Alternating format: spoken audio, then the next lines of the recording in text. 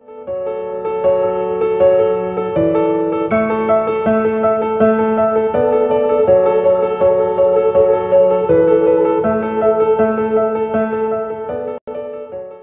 good afternoon, everyone.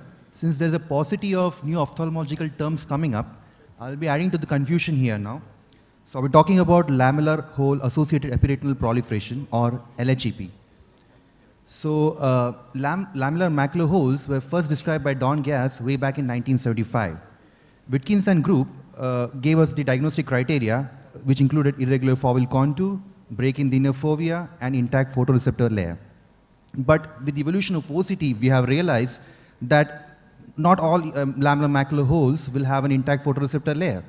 They may be associated with intraretinal fluid, intraretinal cystic spaces, and sometimes epiretinal membrane. So ERM can be found in about 89% of lamellar macular holes. It can be either tractional or degenerative on the basis of the retinal traction.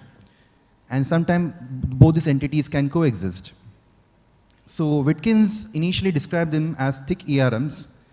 Paroloni and group found that on immunolabeling studies, they were different from conventional tractional ERMs and termed it as dense non-tractional ERMs. Bottoni and group found there was no temporal relationship between the thicker ERMs and the conventional tractional ERMs and suggested that a different pathogenesis was likely. So LHEP looks on OCT like a thick epiretinal homogeneous material with medium reflectivity, and there will be an absence of traction. There will usually also be no distortion of ILM, and it will be contiguous with the middle retinal layers. It is best visualized on volume rendering scans, and you can see the variation of thickness as seen as hills and valleys over here. Besides lamellar macular holes, it is also associated with PVAG, chronic retinal degenerations, and inflammatory CMEs. So, citing an example here, this is a case of a radiation retinopathy with a prior retinal detachment repair. You can see the scarring from the prior repair inferiorly. And the OCT shows a lamellar macular hole with LHEP here. Now, this is another case where a patient of LHEP with ARMD, this patient interestingly developed intraretinal fluid along with epiretinal cystic spaces, which was treated with anti-VEGF, and it completely regressed. So, coming to the question, how is LHEP different from conventional ERMs? So, ERM classically looks like a grayish-white membrane over the macula with retinal distortion, and OCT it looks like a thin hyperreflective line over on the epiretina. Now, the primary pathology here is not in the retina, but on the epiretinal surface, and it causes retinal folds under the ERM, retinal thickening, cystic spaces, or a lamellar macular hole.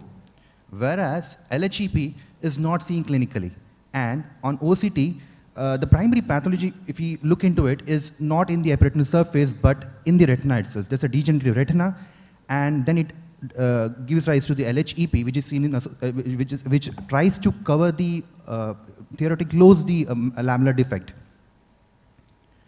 So there's another OCT picture showing a lamellar macular hole with LHEP, and which is contiguous with the middle retinal layers.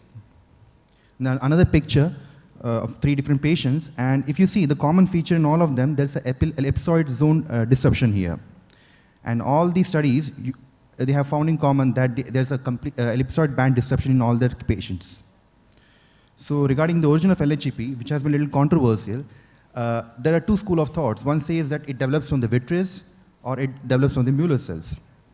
But vitreous cells, hyalocytes, are seen in both the ERM as well as LHEP. And they have been found to be positive, the LHEP have been found to be positive for alpha smooth muscle actin, which but it is less when compared to the traditional ERM. So what it proves is that these cells do not have much contractile potential. Also, it is found to be positive for cellular retinoaldehyde binding protein and pancreatin, which are markers of RPE. So basically, it could be because of the ellipsoid zone disruption that these cells might migrate into the epiretina and proliferate there. It is also positive for glutamine synthetase, which is almost exclusively seen in Mueller cells. Now, I would like to bring to your attention the cellular types cells that are seen in ERM and LHEP. If you see closely, the traditional ERMs contains more of fibrosides and myofibrosides, which is not seen in LHAP. So regarding the management, this is a patient of a lamellar macular hole with ERM. You can see the widening between the space between the ERM and the retina. And over a period of 18 months, the lamellar macular hole enlarges and also the traction increases. There's also a small split of the Henle's fiber layer. At 36 months, we see there's a widening. Now, the LHEP raises its ugly head over here. And we can see it is contiguous with the central foveal tissue and also kind of proliferates under the epiretinal membrane here. And at 54 months, the LHEP is completely proliferated and the LMH is stable. This is another patient really followed up over 54 months, but the whole lesion has been stable. Now, this is another study where they managed 62 eyes of lamellar macular hole with ERM, of which 49 eyes were observed. And what they found was there was no significant change in BCVA between the patients with or without LHEP. Also, in these observed patients, they did not find an increase in the size of the lamellar macular holes with or without LHEP. This is one study I found from a Taiwanese group where they operated 43 eyes, of which 19 patients had LHEP, and surprisingly, they had a very good surgical outcome. There's also a case report where they have tried an inverted ILM flap technique to close the lamellar macular hole. But sadly, most of the reports that we have, says that the macular hole might get closed, but the visual acuity usually remains bad.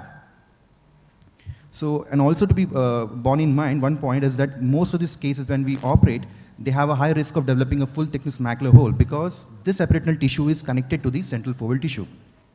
So what if there is a LHEP? One thing, if in pure forms, there will not be any evidence of any traction, but in the combined forms, there might be some. Lamellar macular holes with LHEP usually remain stable. Surgery, if you're planning, there is a higher chance of full thickness macular hole developing, and vision improvement may not be there because of the ellipsoid design disruption and the thinner foveal flow.